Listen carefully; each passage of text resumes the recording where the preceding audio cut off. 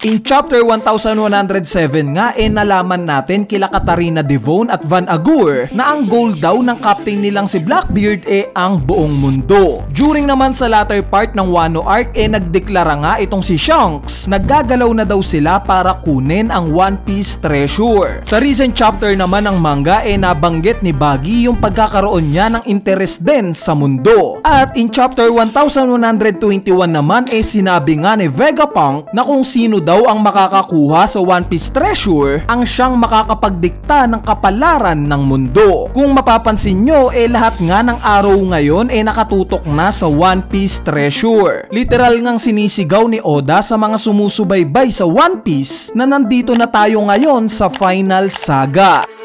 Kaya naman sa video nga na to pag-uusapan natin ang mga natitirang possible na kalaban ni Luffy. Sino-sino na lang ba sila? Saan at kailan kaya ito lalabanan ni Luffy? At kung paano ba niya kakalabanin ang mga ito?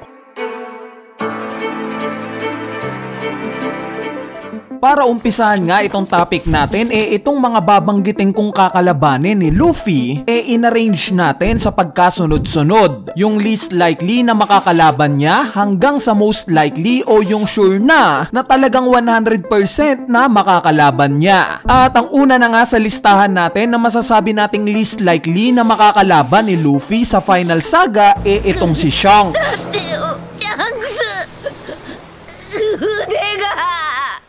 We all know na vocal itong si Luffy sa pagtalo sa mga emperors at successfully niya nang nagawa ito kila Kaido at Big Mom. Meaning sa apat na emperor pagtapos ng time skip dalawa na lang ang hindi pa nakakaharap ni Luffy, which is sila Shanks at Blackbeard. Masasabi ko ngang least likely na makakalaban ni Luffy itong si Shanks dahil sa rason na magkaibigan sila. Plus may mag-ama nga rin sa mga pirate crew nila, which is sila Yasop at Usopp. Though ganito nga yung sitwasyon hindi pa rin naman natin pwedeng sabihin na 100% hindi talaga sila maglalaban dahil may tsansa pa nga rin na magkaharap sila. Lalo na at nung time nga na magdeklara na itong si Shanks na ipopursue niya na itong pagkuha sa One Piece treasure ang nakapagpa-trigger nga sa desisyon niyang to si Luffy. Nung makita nga niya itong bounty ni Luffy dito na siya nagdesisyon na sumali sa pagkuha ng One Piece treasure. Meaning somewhat na may tsansang magkaharap talaga sila. Malay natin, i-challenge lang ni Shanks si Luffy kung sapat na ba yung lakas neto para talunin si Im-sama, diba? Madagdag pa nga na ang susunod na arc na yung Elbaf arc at ito nga yung huling lokasyon kung saan natin nakita si Shanks. Kaya naman yung sagot nga sa tanong kung maglalaban ba sila Luffy at Shanks malapit na nating malaman. Anyway, unlike nga kay Shanks na hindi pa rin malinaw sa atin hanggang ngayon yung pakay niya sa possible na paglaban kay Luffy itong sumunod nga sa listahan natin recently lang na in-announce na pipigilan niya daw itong si Luffy na abutin yung pangarap niya. At ito nga si Kobe. Gaya nga ng nabanggit ko sa chapter review natin may chance ngang hindi matuloy itong laban nila since hindi naman pagiging Pirate King ang pangarap ni Luffy. Bagkos meron pa siyang secret dream. At pwedeng ito nga yung maging rason sa pagbabago ng isip ni Kobe na labanan si Luffy. Pero kung sakali nga at matuloy talaga itong laban ng dalawang to nakikita ko nga tong magaganap sa pinakahuling mga chapters ng One Piece. Dahil thematically nga maganda itong mangyari sa moment na to. Dahil alam naman nating lahat na nag-umpisa nga ang paglalakbay ni Luffy kasama si Kobe. At ironic lang na matatapos naman yung paglalakbay niya kalaban na itong si Kobe. Kumbaga sabay sila nag-grow at lumakas. At sa huli ipapakita nila sa atin yung naging bunga ng mga experience nila.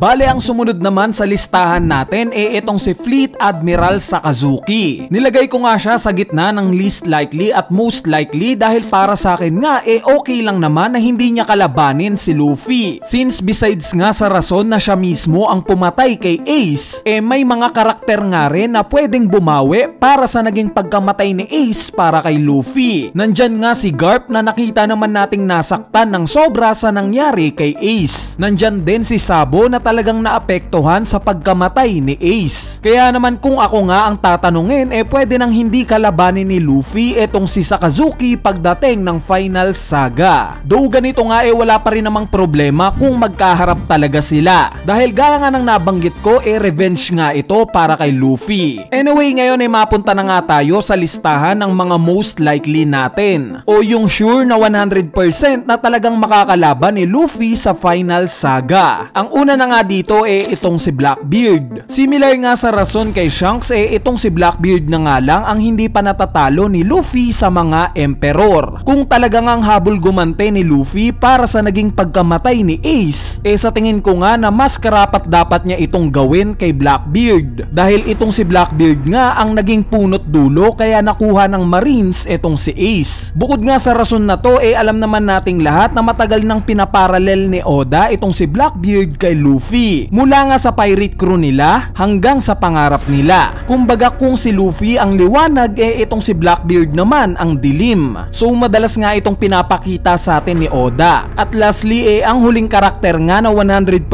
makakalaban ni Luffy ngayong final saga, itong si Im Sama. Pagtapos nga ng 2 years time skip, yung takbo nga ng kwento ng One Piece, alam naman natin biglang nagbago. Hindi na nga ito nagfo-focus sa pagiging hari ng mga pirata ni Luffy. Bagkos nag-shift nga ito at napunta sa mas malalim na topic, which is yung patungkol sa totoong kwento ng Void Century. At para malaman nga ang katotohanan patungkol dito, may isang karakter nga na bigla na lang lumitaw, na in fact ang hari pala ngayon ng mundo. At ito nga si Im Sama. Obviously dahil nga sa siya ang nakaupo sa empty throne at ang pakay ni Luffy ang maging malaya, obvious naman na at some point maghaharap talaga itong dalawa na to. Idagdag mo pa nga dyan yung impormasyon sa mga recent chapters na merong threat ngayon na paglubog ng mundo, siguradong sigurado nga napipigilan ito ni Luffy. Kaya naman kung may isang karakter nga na makakaharap ni Luffy ngayong final saga, ito si Im Sama. So in summary nga sa topic natin, may 5 karakter na possible na makalaban ni Luffy ngayong final saga. Ito nga sila Shanks, Kobe, Sakazuki, Blackbeard at Im Sama. Itong pagkasunod-sunod nga na to mula sa least likely na mangyayari hanggang sa most likely, o yung sure na makakalaban talaga ni Luffy. Teka, may ibang karakter pa ba kayong naiisip na posibleng makalaban ni Luffy ngayong final saga? Kung meron, i-comment nyo na yan sa ating comment section sa ibaba para mapag-usapan natin yan.